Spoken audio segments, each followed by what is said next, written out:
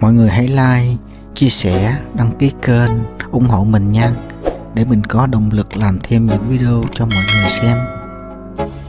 Cảm ơn mọi người.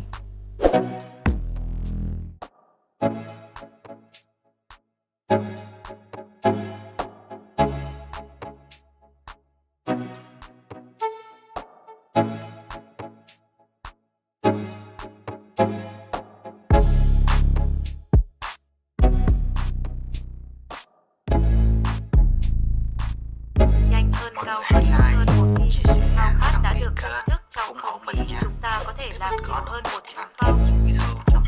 Việc phát triển công nghệ đã cất cánh, không có gì là không thể, không có gì quá khó đối với những kỹ sư thiết kế động cơ và máy bay với những khả năng đáng kinh ngạc. Và hy vọng này càng lớn ở đây, các phi công được đào tạo bài bản của chúng tôi cuối cùng sẽ được trang bị các thiết bị máy bay hiện đại và kỹ thuật tiên tiến nhất hiện có. J-21A SAP-21 thì máy bay chiến đấu một chỗ SAP-21 được giới thiệu vào đầu những năm 1940. Nó được trang bị nhiều cải tiến kỹ thuật, với động cơ đặt phía sau buồng lái và cánh quạt bắn. Phi công có tầm nhìn tốt hơn và có thể đặt vũ khí ở mũi. Nếu người lái phải nhảy có nguy cơ bị hút vào chân phím. Để tránh điều này, SAP đã thiết kế đế máy phóng chạy bằng thuốc súng. SAP-21 là một trong những máy bay được sản xuất hàng loạt đầu tiên trên thế giới có cải tiến này. SAP-21 được bay thử nghiệm lần đầu tiên vào năm 1943 và được sản xuất với 2 phiên bản máy bay chiến đấu và một phiên bản tấn công. Tổng cộng có 298 chiếc đã được chuyển giao cho không quân. Máy bay này cá nhân 21.364 máy bay được giao cho F-9 xem vào năm 1948 để sử dụng làm máy bay chiến đấu. Sau 2 năm, chiếc máy bay này được đưa về F-6 cao bóc và được sử dụng làm máy bay tấn công.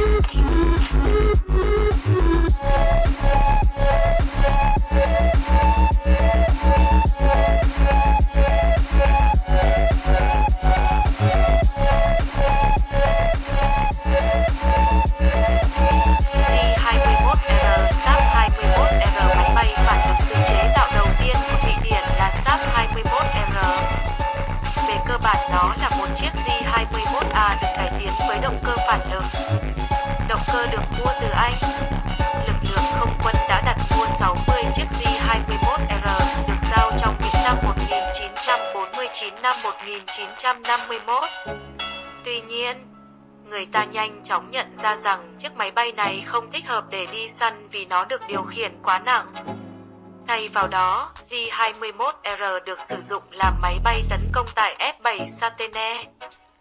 Nó được trang bị tên lửa và được đặt tên là A-21R. Một số bản sao đã được chuyển cho F-17 Ronneby để chuẩn bị cho phi công lái những chiếc máy bay phản lực nặng hơn. Chiếc máy bay mang số hiệu 21.286 No J-21R này đã được cứu khi loại này được rút khỏi hoạt động vào cuối những năm 1950. Tuy nhiên, tại Bảo tàng Không quân, có một chiếc J-21A được chế tạo lại thành J-21R. Việc phục hồi được thực hiện bởi Hiệp hội Lịch sử Hàng không của Ulster Scotland với sự hỗ trợ của SAP.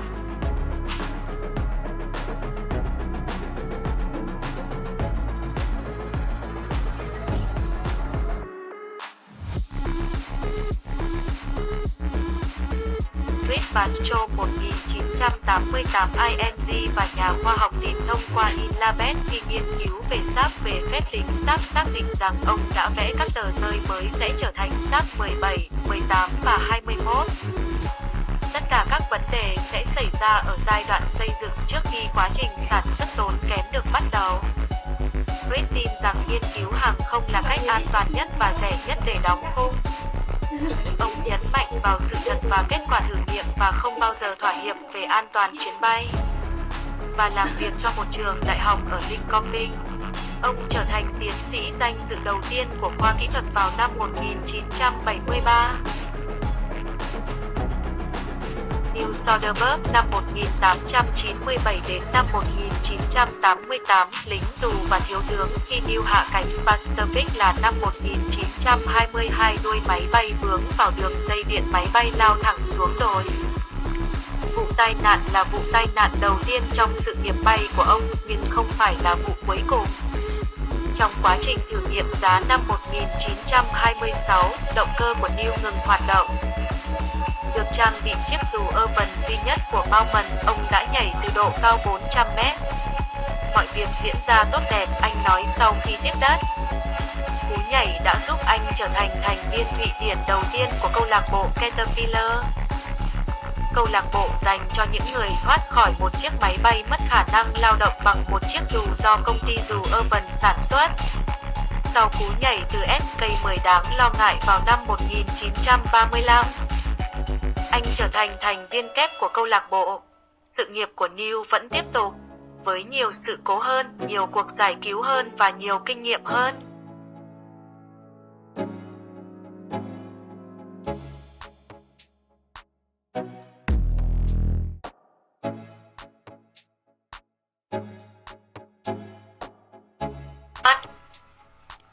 Rủi ro và an toàn ở lần đầu tiên, an toàn chuyến bay đứng thứ hai. Tai nạn máy bay, hạ cánh thành một đống là chuyện xảy ra hàng ngày. Người may mắn sống sót, những người khác chết và được gia đình, phi đội và đất nước thương tiếc. Sau các vụ tai nạn hàng không, người ta đặt ra các câu hỏi về điều gì đã xảy ra. Một ủy ban tai nạn hàng không được thành lập vào năm 1927. Cùng năm đó, người ta quyết định rằng các phi công nên được trang bị dù.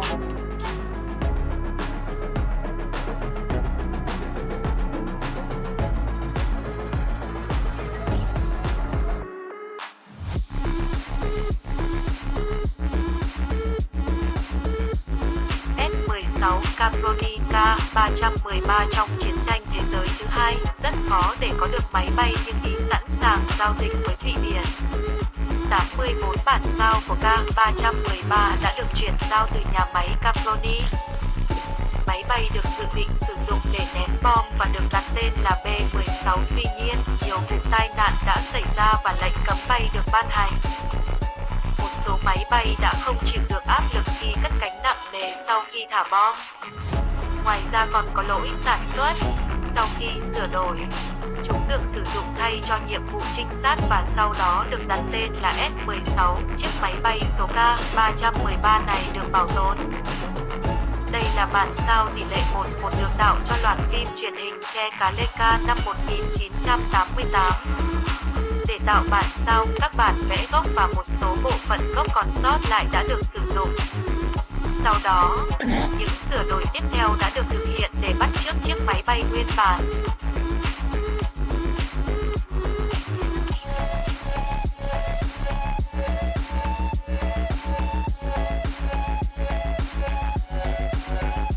Harold Strandman năm 1895 đến năm 1952, thợ may và thợ may yên ngựa, người đã chế tạo cánh máy bay, bánh lái và thân máy bay bằng vải thời đó.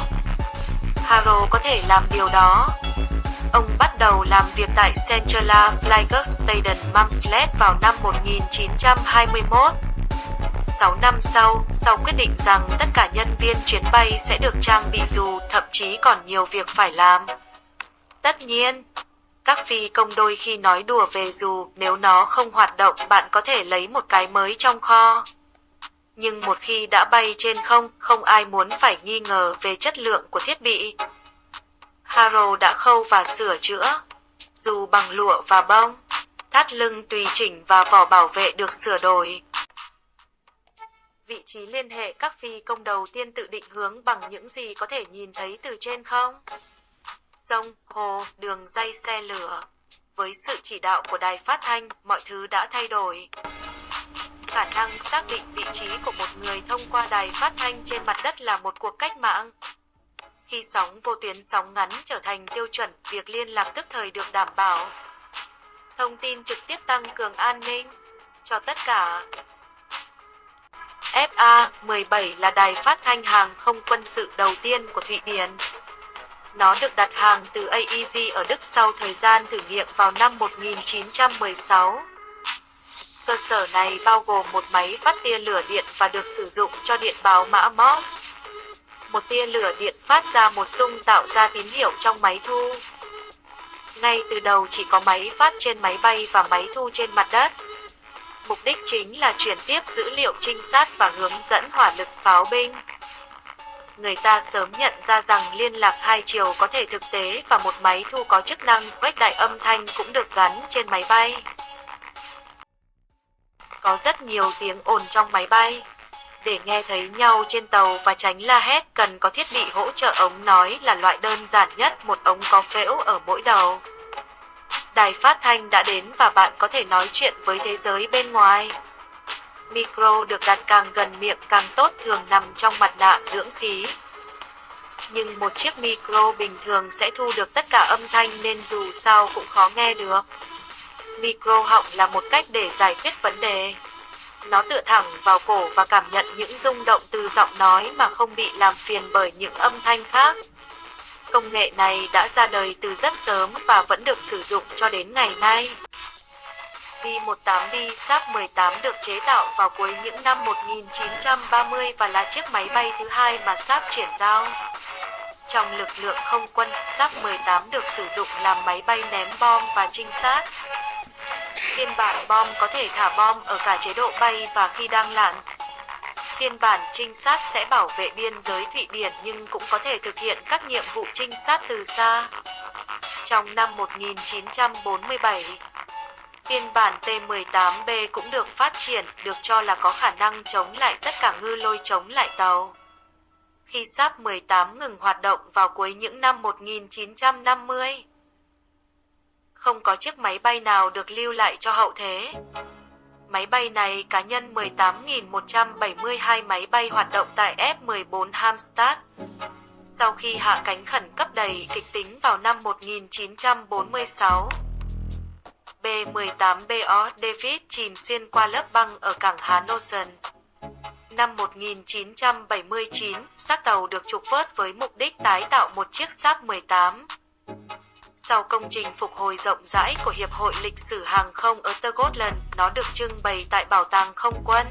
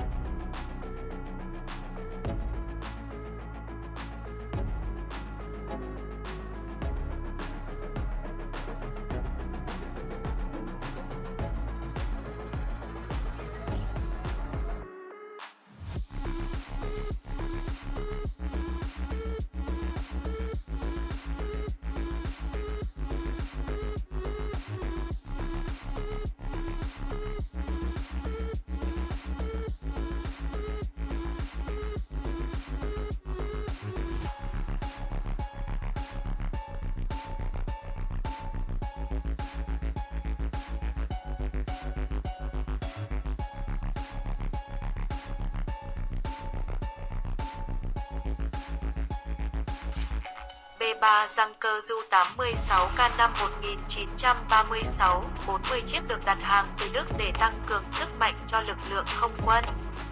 Ngoài ra, một thỏa thuận đã được ký kết để cấp giấy phép sản xuất tại SAP ở Southampton. Máy bay ném bom hạng trung có tên định danh B-3 là thiết kế hoàn toàn bằng kim loại đầu tiên của không quân.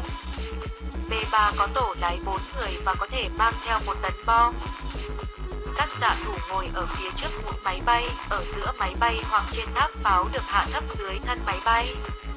Tổng cộng có 56 chiếc đã hoạt động được hơn 20 năm. Về tính năng hoạt động, B-3 đã lỗi thời khi chiến tranh bùng nổ năm 1939, nhưng máy bay này rất bền và một số đã được chuyển đổi thành máy bay vận tải. Máy bay này cá nhân 155. Máy bay này được sản xuất tại Đức và được đưa lên F1 Hasler lần đầu tiên vào năm 1938. Trong thời gian hoạt động, nó cũng được sử dụng làm máy bay vận tải trên F-21 Lulea. Chuyến bay cuối cùng diễn ra vào ngày 3 tháng 6 năm 1958.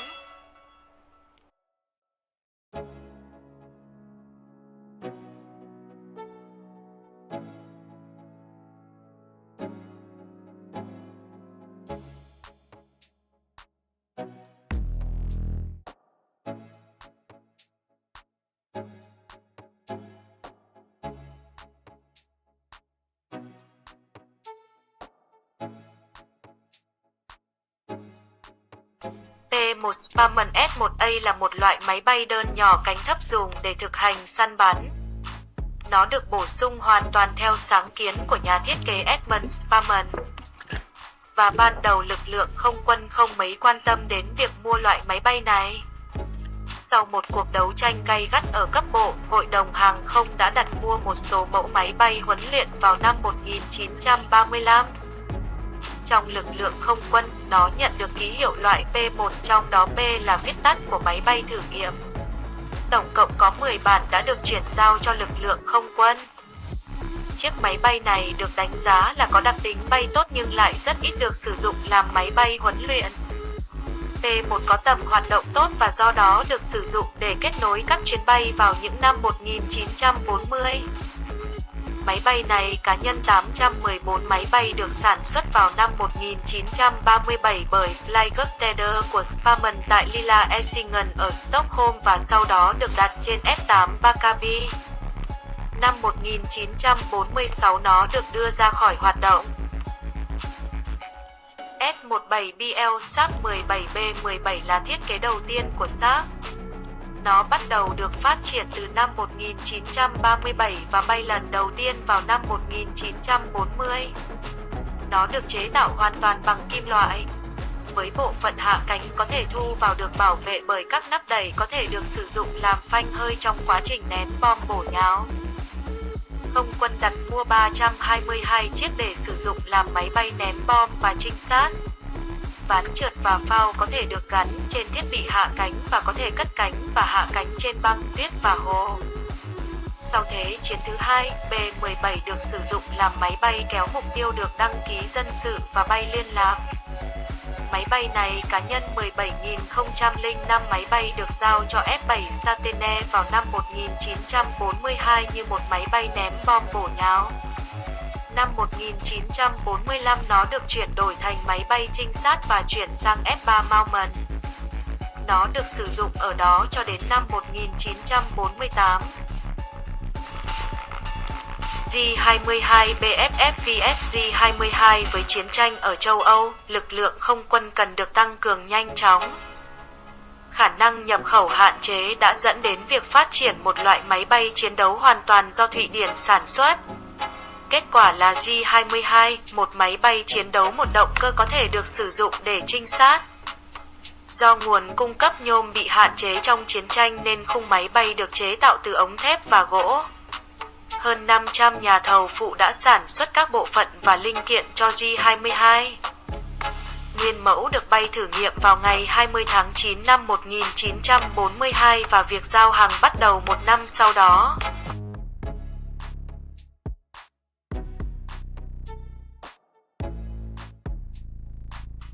Nhà máy sản xuất đất nước chúng ta nên tự sản xuất vũ khí. Mua chúng từ bên ngoài khiến chúng ta phụ thuộc vào người khác, Thủ tướng nói vào năm 1936. Cho đến thời điểm đó, máy bay Thụy Điển được sản xuất ở những xưởng nhỏ hơn. Nhiều máy bay đã được sao chép hoặc chế tạo theo giấy phép. Sharp được thành lập vào năm 1937 với lời nói của Thủ tướng đằng sau nó. 5 năm sau, chiếc máy bay chiến đấu sản xuất hàng loạt đầu tiên của Thụy Điển đã được chuyển giao cho lực lượng không quân.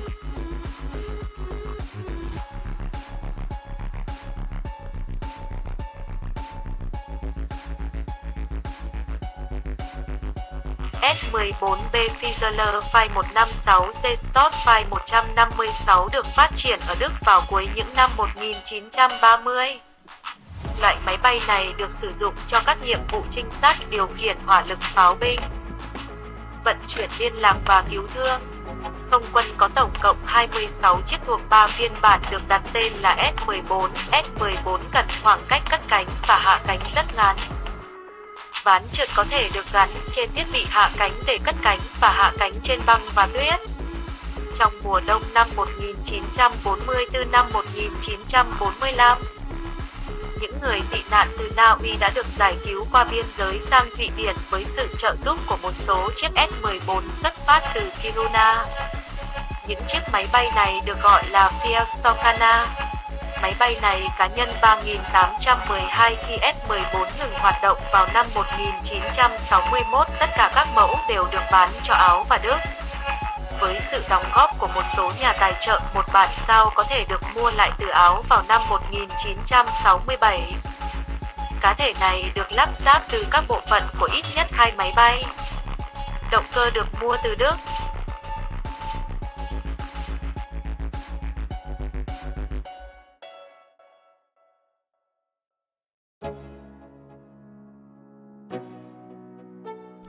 J-8A Gloster Gladiator vào năm 1936. Năm 1937, 55 chiếc máy bay chiến đấu Gloster Gladiator đã được đặt hàng từ Anh để bố trí tại PB Maccabi. P-8 là phi đội máy bay chiến đấu thuần túy đầu tiên của lực lượng không quân với nhiệm vụ bảo vệ Stockholm. J-8 đã lỗi thời ngay cả khi được giao, nhưng nó dễ điều khiển và có bán kính quay vòng nhỏ. Đây cũng là máy bay chiến đấu đầu tiên của không quân có buồng lái có mái che. 12 chiếc J-8A đã được sử dụng trong đơn vị tình nguyện F-19 Thụy Điển ở Phần Lan trong chiến tranh mùa đông Phần Lan diễn ra vào những năm 1939-1940. Sau năm 1943, J-8 dần dần được sử dụng làm máy bay huấn luyện. Chiếc máy bay 278 này là một trong những chiếc J-8 tham gia chiến tranh mùa đông ở Phần Lan. Vào tháng 3 năm 1940, nó quay trở lại Thụy Điển và được đặt trên F-10 Buntofta và mang nhãn hiệu Thụy Điển. Trước khi ngừng hoạt động vào năm 1945, nó cũng phục vụ trên F-5 Leeuwinpi và F-20 Uppsala. Gần đây hơn, các dấu hiệu và màu sơn Phần Lan của máy bay đã được tái tạo.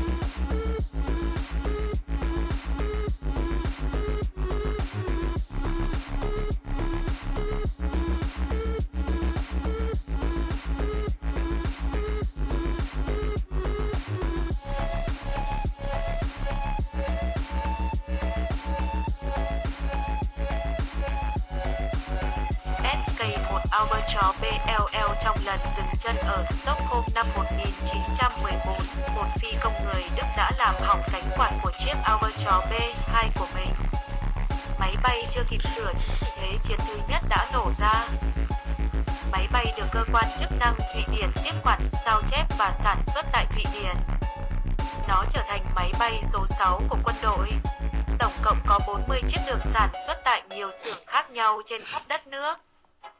8 máy bay loại Albatross B2 được chuyển giao cho lực lượng không quân khi lực lượng này được thành lập vào năm 1926 tại đây.